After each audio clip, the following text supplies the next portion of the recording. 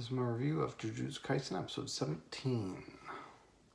We open with Mai talking about Maki. She basically is sitting there telling Miwa that Maki is incredibly weak. She can't see curses and can only fight using cursed weapons because she doesn't have cursed energy, obviously, and that she's always going to be a grade 4. And she wonders why she wants to be a sorcerer at all in the first place. And Miwa is relieved that the opponent she has to fight is going to be so weak. And then we cut to reality with Miwa realizing that Maki isn't weak and wondering what the hell Mai was talking about. Because she's being overwhelmed easily by Maki and can't deal with her at all. Maki's using her big-ass glaive, which gives her more range than Miwa's katana and is also much more versatile. Because obviously you can rotate it, it's a staff-type weapon, a pole weapon, you have a lot more freedom and range of movements. A katana is actually pretty hindered in comparison, because you can really only slash and pierce, whereas with the glaive you have the entire pole that you can pretty much use to block and strike with and all this shit. Ow.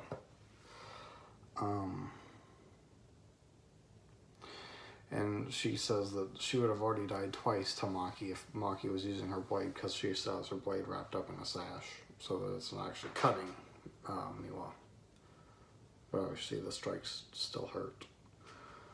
Miwa says that Maki could easily defeat a second grade curse, so that would imply that Maki's basically ready to be a first grade sorcerer. And for some reason, Miwa calls the glaive a really long sword, which it's not. And I'm sure that this has a actual name. I actually think I knew it at one time. I believe it starts with an M or an N. I don't know if it's Japanese or Chinese. Because I've seen shots from the manga on Twitter where Maki's using the 3-section staff, where you have a little piece of the staff and it has 2 rings, and then it has another piece of staff, and then off 2 rings, and then another piece of staff. She's using one of those, and that's a Chinese weapon, so I don't know if this is a Chinese variant of a glaive or a Japanese or what it is. I would assume it's Japanese, but it's not necessarily. I just thought it was weird Miwa called it a sword. Though, that could just be Crunchyroll's fucked up subs. They've come in under fire for the past 5 years for their subtitling.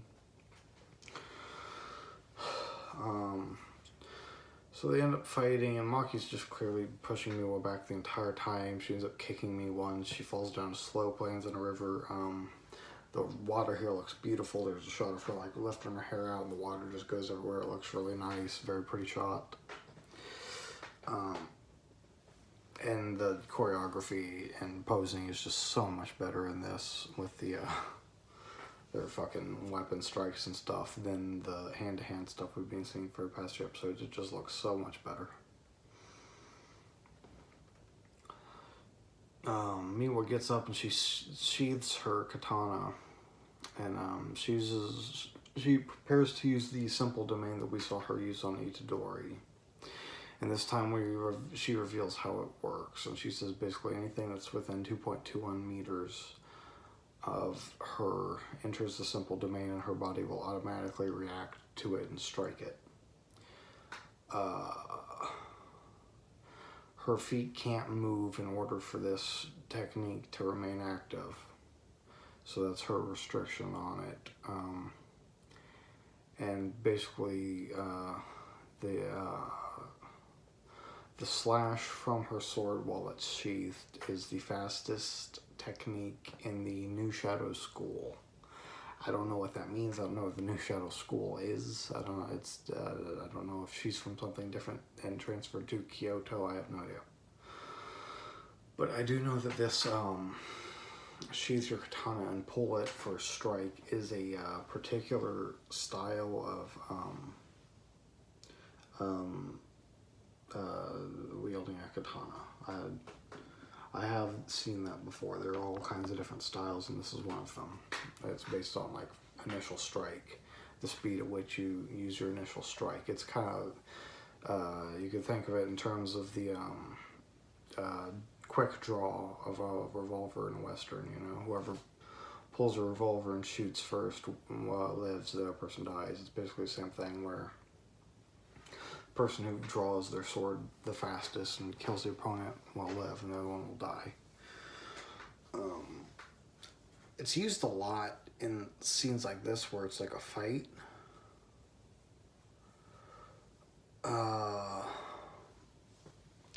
But I don't think that's actually the point of it in like a practical effect. I think the point of this in practical effect is if you're passing someone you want to assassinate, you want to be able to grab your katana pulled out and slash them and cut them down immediately. That would be my assumption.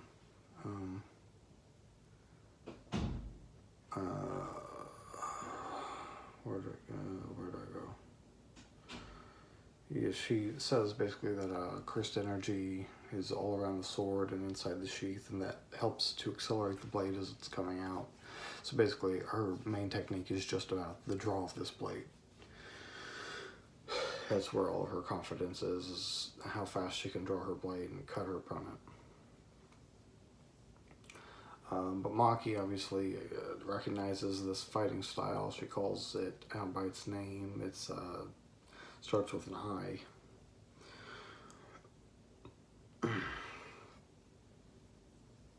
And so she identifies what Miwa's doing and predicts exactly what her intentions would be here, which is that she's going to strike the glaive in order to kind of knock Maki off balance. Since she has greater reach, you know, she'd be coming with the glaive in front and she'd slash it and knock it away, and then Maki would be left wide open. So instead of that, Maki just breaks her glaive in half and throws the bottom half at Miwa. Miwa is shocked that she did this. She ends up deflecting it with her slash, and then there's a kunai right behind it, and Maki's rushing right behind the kunai. Miwa slashes this attack as well, and then manages still to block Maki's attack, but Maki manages to push her back and move her feet, so she loses her simple domain.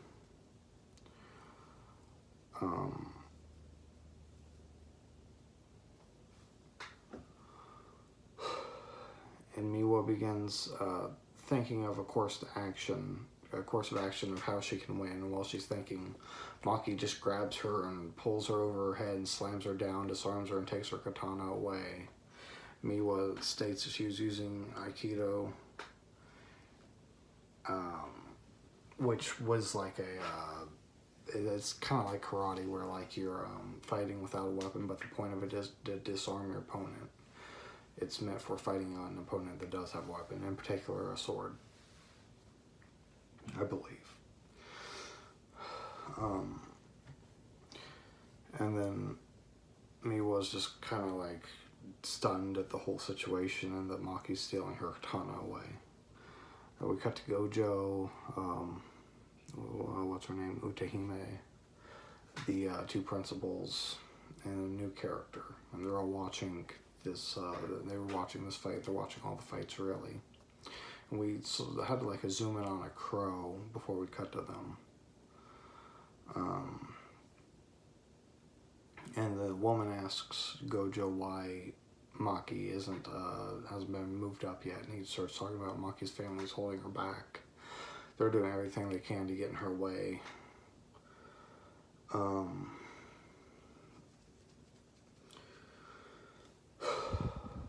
they just kind of talk about her.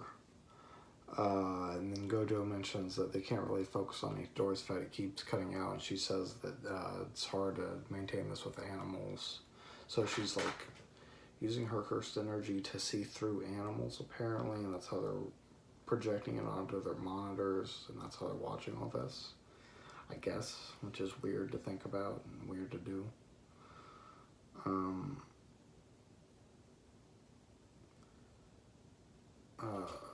It's a weird power, or maybe these are Shikigami. I don't know. I have no idea. But we find out her name is May, he just values money.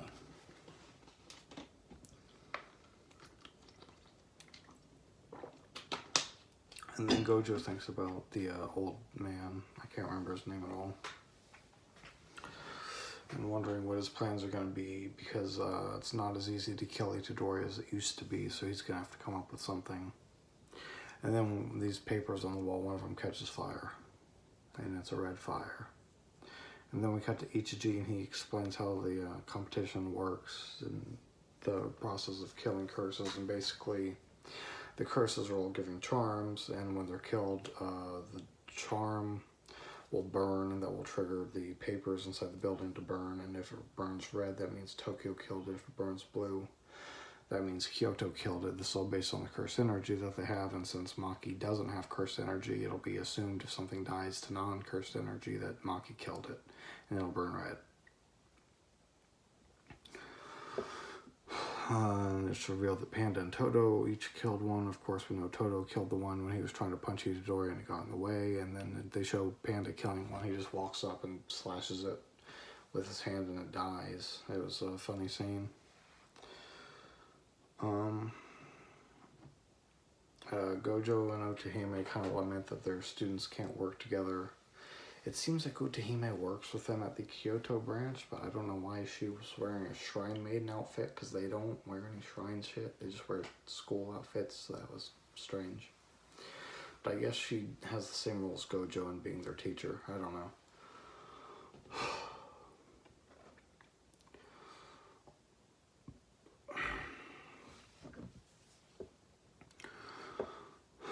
Nobara is still chasing Momo. The witch girl, Momo, uses a wind attack and sends rocks and sticks and debris at Nobara.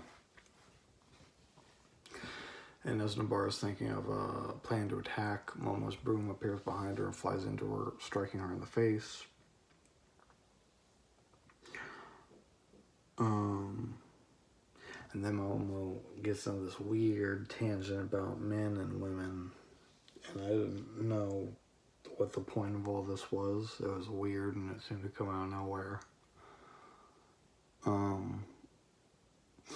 She basically says like a scar on a man is a sign of strength, and but on a woman it's a flaw, because women are supposed to be cute. And as a Jujutsu sorcerer, they're expected to be cute and strong, and I don't know what the fuck she's talking about with this. It's just weird. I don't understand.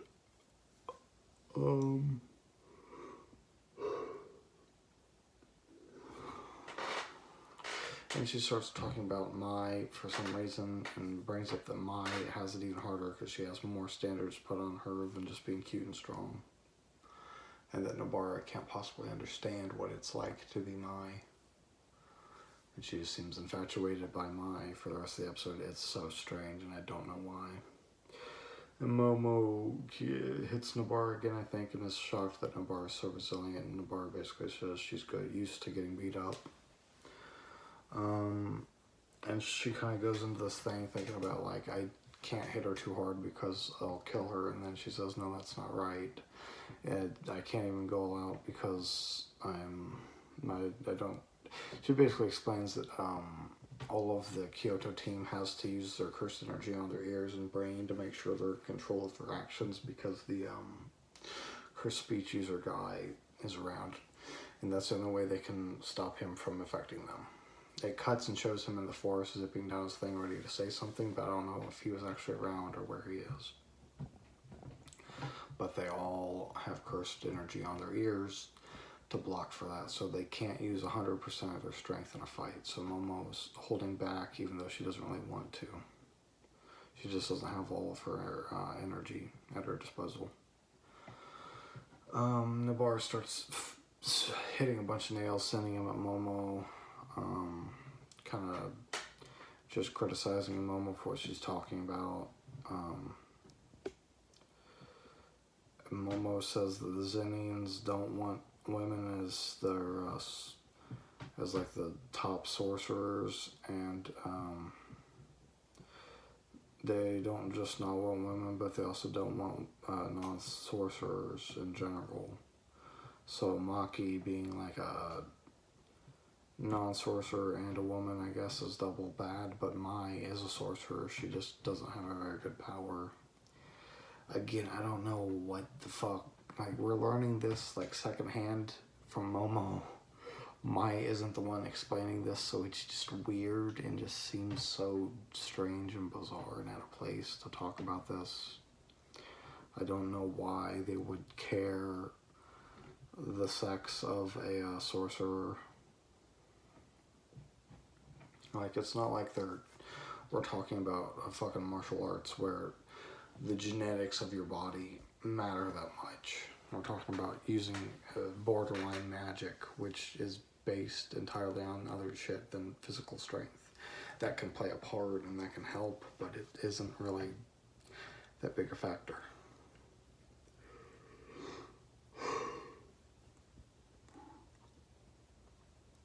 Momo makes a remark about Nobara not being able to understand because she's friends with curses, referring to Panda and Itadori.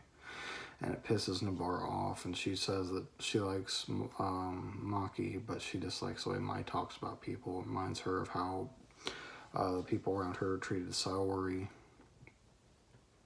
And she likes Maki for coming out more as a genuine person who doesn't go around trying to judge people and stuff. Then she dislikes all the Kyoto students for judging people.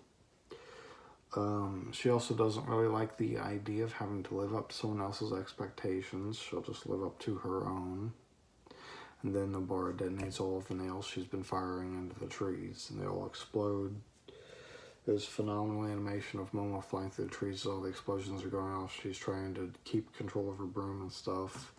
Nobara kicks off of one of the nails that's in the tree, gets up, grabs a piece of straw from the broom.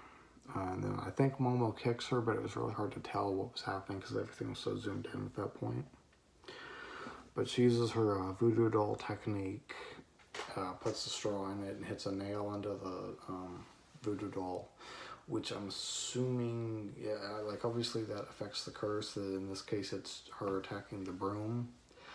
I don't know if the broom, I'm assuming the broom has a core. We learned about cursed corpses and stuff. I'm assuming that this is kind of like that, where we like have a core and she hit the core, but I don't know.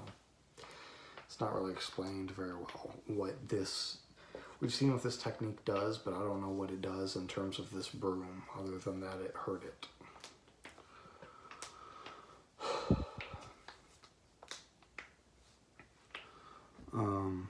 And then she kind of just says, I don't care about whether it's a man or a woman or whatever. I am who I am, and it doesn't matter, and I don't know. Basically, to me, it's just Nobara's being like, hey, don't be so fucking preachy. And I agree with that, don't be so fucking preachy. Nobody really cares whether someone's a man or a woman.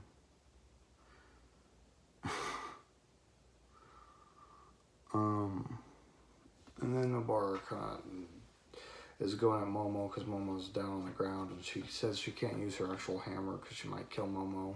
So she pulls out a toy hammer and she smacks her in the face, and it hurts Momo quite a bit.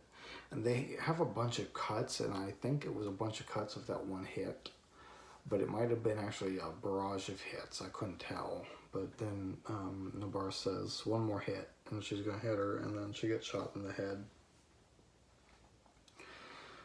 And it cuts to Mai, and she says something about getting the shot off. And then Mai calls Momo and tells her not to worry because it was a rubber bullet, which explains my earlier concern about Mai waving around a gun and threatening to shoot people. She's shooting them with rubber bullets. Obviously, she would use real ones on a curse, but yeah, she's using a rubber bullet here.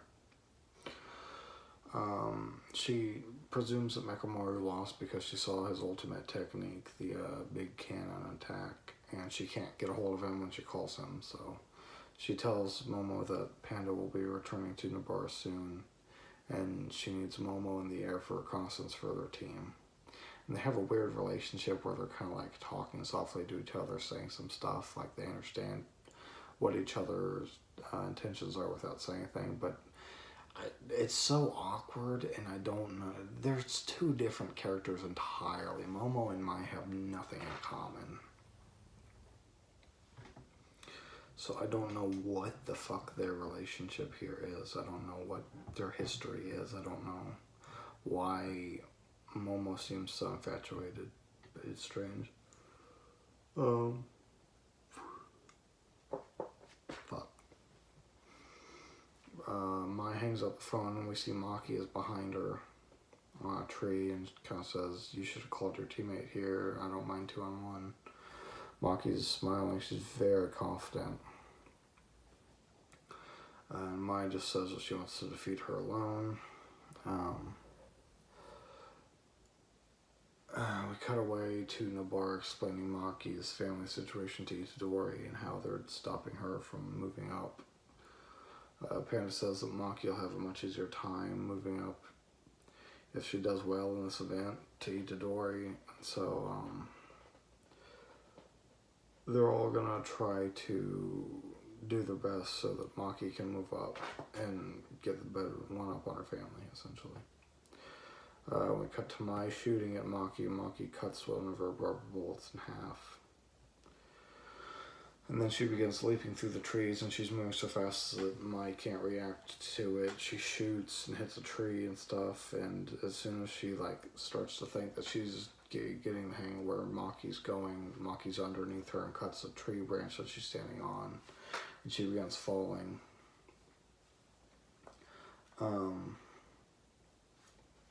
Mai tries to shoot her, but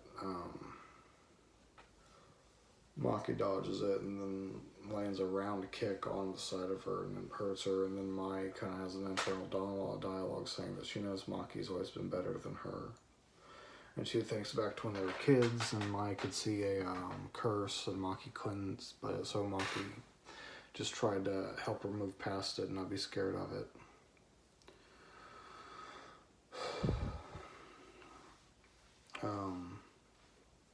And that she's always kind of been the one pushing towards her goals and her ambitions, and she'd moved without fear, while Mai was kind of more scared and apprehensive to do any of that. And she kind of hates Maki for that.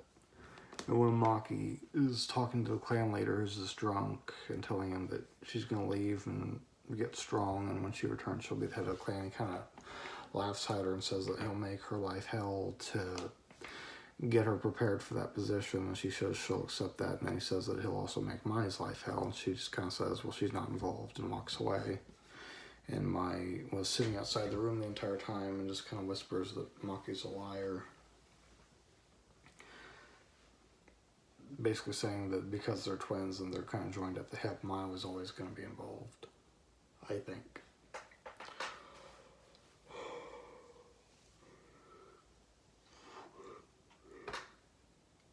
And then we have a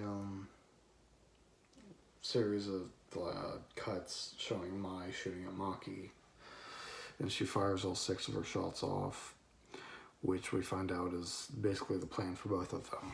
Maki begins moving in to attack her now that she's fired all 6 of her shots, but Mai was anticipating that and fires off a 7th shot that Maki wasn't expecting, and Mai kind of says, I win.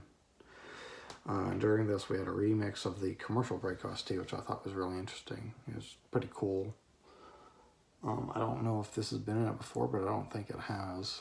But it was weird to hear a remix of that song. Because for a couple seconds I was hearing it, I was like, I know that's a song in this, what is it? And I realized it's the fucking commercial break OST, and I was like, what the fuck? And then, after she fires the 7th shot, Mai says that she never told Maki about her first love or her jujutsu technique. I don't know if her first love is just talking about she liked somebody and got in a relationship, or if that's reference to her technique. I have no idea. Very strange. But we're told that she can create matter with her cursed energy, basically. And we see her nose is bleeding and stuff, and we've learned that this is a very strenuous process because she's creating like a permanent object with her cursed energy. It's very difficult, and because Mai has so little cursed energy and she just kind of sucks, her limit is 1 bullet a day, which is just terrible. But for this particular situation, it'll work out.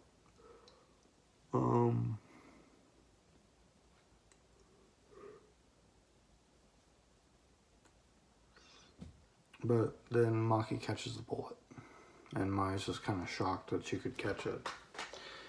And Maki just kind of says, "Oh, I shouldn't do that." And then Mai gets really desperate to try and win. She just starts swinging her revolver at Maki. It's clear that Maki's gonna win. She just kind of hits her and knocks her on the ground. And then Mai gives up and just asks Maki why she left the clan. And Maki says, obviously, that because she wanted to, she didn't feel like she was getting anything there. She wanted to get stronger, and she wants to take the clan over one day. And then Mai gets pissed off, and basically she said, I think, to become a Jujutsu sorcerer, and look at you, you became a Jujutsu sorcerer too, or something like that. And Mai basically just screams at her that she never wanted to be a Jujutsu sorcerer. And that basically the pressures, this is what I interpreted as her saying. It doesn't what she explicitly said, but this was my interpretation. The pressures of her to not let Maki surpass her when she has cursed energy meant that the clan basically forced her to become a Jujutsu sorcerer. That was my understanding.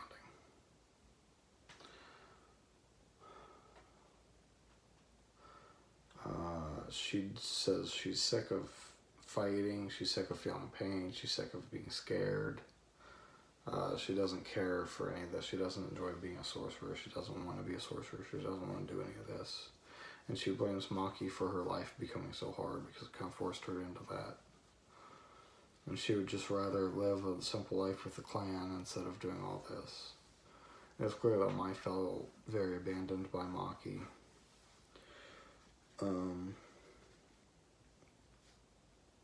But Maki has to live her own life, and that's what she tells her. She just tells her, like, Mai asks her why she couldn't just remain at the bottom with her, why she couldn't stay with the clan for Mai's sake, and Maki basically just says, I would hate myself if I did that. Basically saying if she didn't live her own life and pursue her own goals, that she would hate herself, which I understand because I have a very similar outlook on life with that.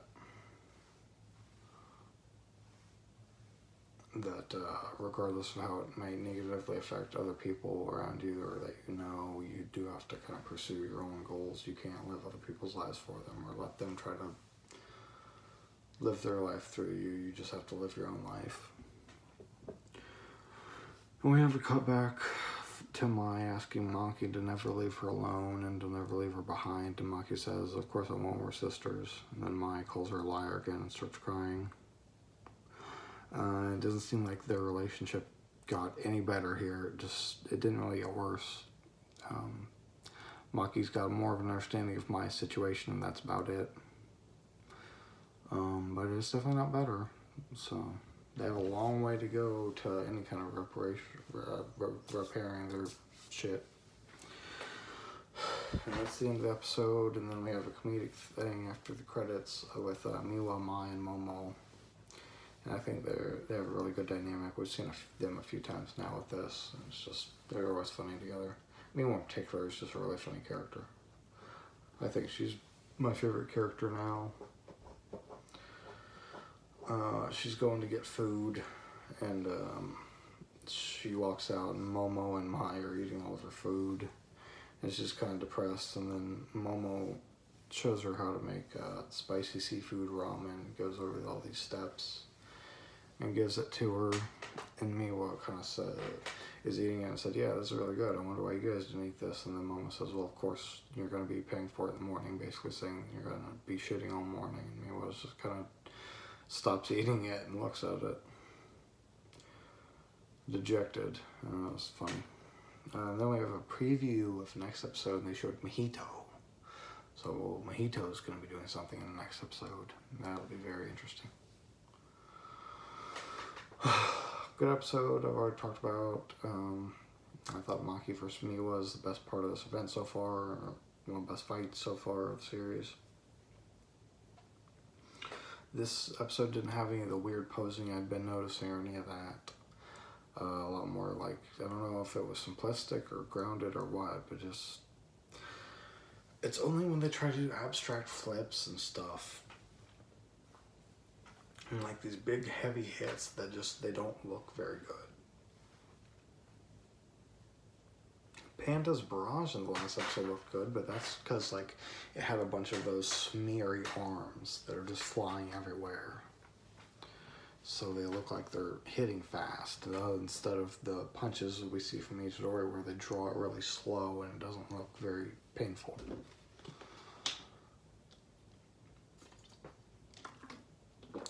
But this episode didn't have any of that. This is definitely one of the best episodes of Jujutsu Kaisen I've seen so far. And I definitely look forward to the next one.